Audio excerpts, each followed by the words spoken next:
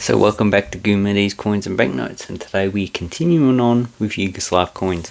And don't worry about these old coins here, these are for a future video, so if you stick around, I'll do some research about these Mameluke coins. Mamelukes, they occupied Egypt. Anyway, so we are talking about Yugoslavia. Now if you don't know anything about Yugoslavia, Yugoslavia broke up about 1991 because of ethnic divisions that occurred after French, I forget his name, Mr. Tito, died in 1980. So then Yugoslavia, because of economic problems, just slowly disintegrated. And in the 80s, well, inflation started to occur. In the 50s, Yugoslav dinars always had a devaluation, but it sped up in the 90s, and this is just the start of it. So these coins you see here were issued 1989 and 1990, and then we had the second revaluation post the First World War. The first revaluation was in 1966, and it was at 101. This was at 10,000 to 1. So we have the 1 dinar. This is equivalent to 10,000. Do we have a 10,000 coin there? No. So there's no exchange rate. Now, the smallest denomination they issued, this is 10 para, and that's 1/10. So if that's 10,000, that's 1,000. So the 100, what that be equivalent to? The 1 para coin. But there is no 1 para, so basically these ones fell out of circulation pretty much in 1990 because the value was too small. Okay, the other denominations they issue for this coin set, we need the 20, the 50, and these are in brass. Then we have the 1, we have the 2, and we have the 5 dinar. And that's basically all the coins they issue for this lot, and they all have a 2mm difference in size, so the diameter going across the coin. So it's 18, 20, 22, 24, 26 and 28mm. Now the weights don't correspond to the size, so we've got 3.14, 3.87, 4.65, 5.95, 6.98 and 8.63 grams. And these ones are nickel brass, and I would say they're probably, based on the colour, probably have a high copper content. So nickel brass means that they have nickel, zinc and copper.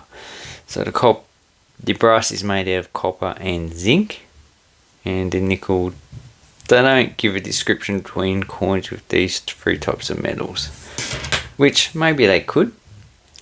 Okay, so these coins have the same design that was used on the previous dinar coins issued in the 1980s. So here we have a 5 dinar from 1984. This has no corresponding value to this coin. As you can see, the fonts on the coin are actually the same. They've just reduced the size, actually increased the size and changed the metal. And on the front of the coin, we just have the coat of arms. And as you can see, up top Cyrillic, down below we have Latin lettering.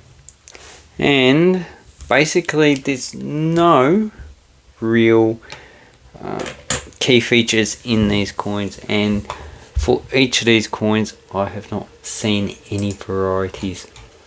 Okay, so the mintages, so the 10 para coin had 2 mintages, 1990 with 174 million, 91 with 60 million, 800,000. The 20 para had about 41 and 43 million coins minted for 1990, 1991. The 50 para 1990 had 137 million, 91 had 42 million. So there is like the 137.8 million, should I say, for 1990. So this is a high mint coin. The 1 dinar had a mintage for 1990 of 174,105,000. 91 had a mintage of 79.5 million. So these three are pretty common coins. The 2 dinar and the 5 dinar have a coin that you should be looking for.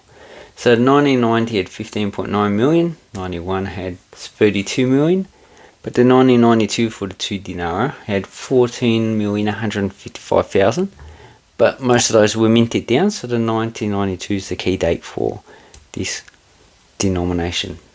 And also the 5 dinar also has that year missing. So 1990 has 9.3 million, 91 113 million. So this is the most common coin you're going to get and date. And 1992 15,970,000, and most of those were minted down because in July 1992 they revalued it 10 to 1. So that's really a shitty revaluation, because after that in 1993 they revalued it 1 million to 1. So obviously the next currency took off that replaced this one took off with inflation. So the value of this currency, so the highest valued banknote they issued with this currency is the 5,000 dinar. In the currency to replace it, it was 10 trillion dinar. That's the highest banknote.